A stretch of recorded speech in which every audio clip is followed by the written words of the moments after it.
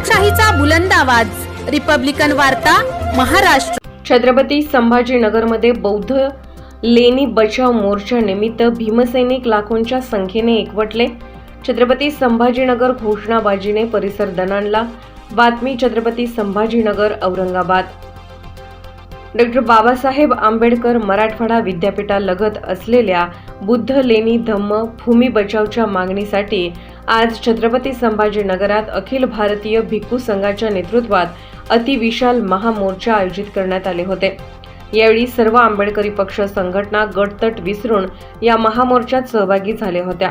विशेष म्हणजे या मोर्चामध्ये काँग्रेस, वंचित बहुजन आघाडी, रिपाई, आठवले, MIM सह अनेक राजकीय पक्षांनीही या महामोर्चाला जाहीर पाठिंबा केला होता।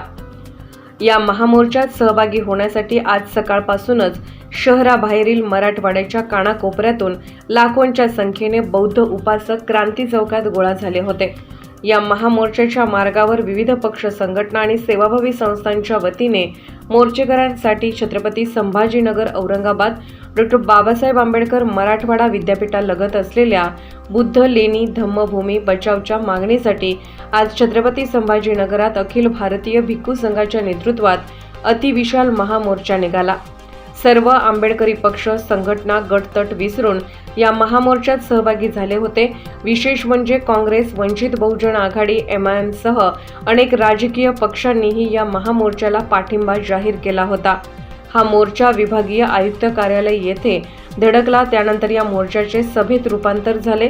यावेळी विभागीय आयुक्तांनी भिक्खूंच्या हस्ते विविध मागण्यांचे निवेदन स्वीकारले। या मोर्चामध्ये विविध पक्ष संघटनेचे पदाधिकारी मोठ्या संख्येने सहभागी झाले होते। रिपब्लिकन वार्ता महाराष्ट्र न्यूजसाठी पैठण छत्रपती संभाजीनगर प्रतिनिधी सुनील आडसोळ।